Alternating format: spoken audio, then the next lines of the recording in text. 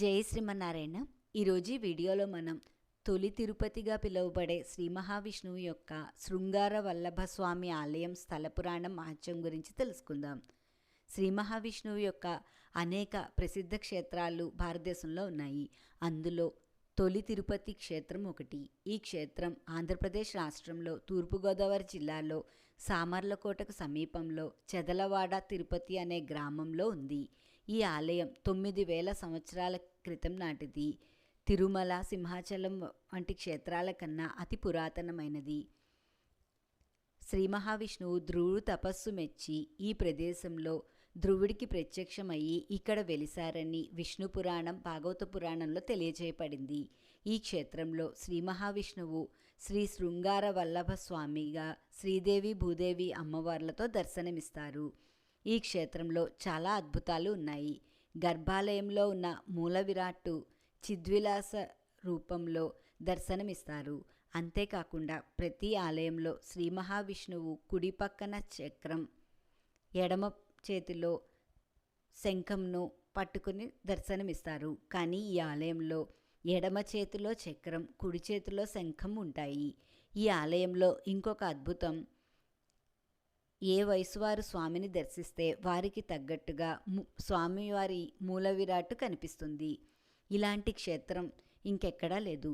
ఈ క్షేత్రంలో ఉన్న బావి నీటితో స్నానం చేసిన వారికి కోరిన కోరికలు తీరుతాయని కూడా ఇక్కడ ప్రతీతి. ఇప్పుడు ఈ క్షేత్రం యొక్క స్థల పురాణం మహత్యం గురించి తెలుసుకుందాం. ఈ క్షేత్రం అతి పురాతనమైంది. శ్రీ మహావిష్ణువు ధ్రువుడికి ప్రత్యక్షమైన ప్రదేశం. పూర్వము ఉత్తానపాదుడు అనే రాజు ఉండేవాడు. అతనికి సునీతి, సురుచి అని 2 భార్యలు ఉండేవారు. పెద్ద భార్య సునీతి కుమారుడు ధ్రువుడు, సురుచి కుమారుడు ఉత్తముడు. రాజుకు చిన్న భార్య మీద మక్కువ ఎక్కువ. ఒకరోజు తండ్రి ఒడిలో ధ్రువుడు కూర్చోవడం చూసి సవితి తల్లి అయిన సురుచి ధ్రువుడు తండ్రి ఒడిలో నుండి లేపి తనకు ఆ అదృష్టం లేదని చెప్పింది. ధ్రువుడు ఆ మాటలు విని ఎంతో బాధపడి ఆ విషయాన్ని తల్లికి చెప్పగా, తల్లి అందరి బాధలను తీర్చేవాడు శ్రీ మహావిష్ణువే అని సర్ది చెప్పింది. అప్పుడు ధ్రువుడు వయసు 5 ఏళ్ళు.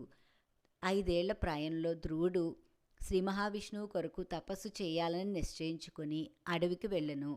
అక్కడ నారద మహర్షి ధ్రువుడికి ఓం నమో భగవతే వాసుదేవాయ అనే మంత్రంను బోధించి పఠించమని చెప్పి వెళ్ళిపోయాను. ధ్రువుడు ఎంతో భక్తితో ఈ మంత్రంతో అనేక సంవత్సరాల పాటు తీవ్రమైన తపస్సు చేశాను. ధ్రువుడి భక్తికి మెచ్చి శ్రీ మహావిష్ణువు ఈ ప్రదేశంలో చిద్విలాస రూపంలో ప్రత్యక్షమయ్యను.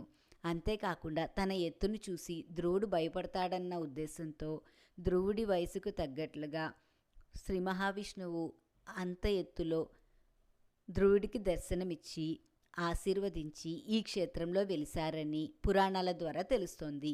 అందుచేత భక్తుల పరిమాణాన్ని బట్టి స్వామి విగ్రహం వారికి ఆ విధంగా కనబడుతుందని చెబుతారు. ఇంతటి విశిష్టత మహత్యం కలిగిన తొలి తిరుపతి క్షేత్రంను మనం కూడా దర్శించుకుని శ్రీ మహావిష్ణువు యొక్క అనుగ్రహాన్ని పొందుదాం. ఈ వీడియో మీకు నచ్చితే నా వీడియోని షేర్ చేయండి, లైక్ చేయండి. ఇలాంటి ఆధ్యాత్మిక వీడియోలు చూడాలంటే దయచేసి నా ఛానల్ని సబ్స్క్రైబ్ చేయండి. ఈశ్వరి గుడిమెట్ల. జై శ్రీమన్నారాయణ.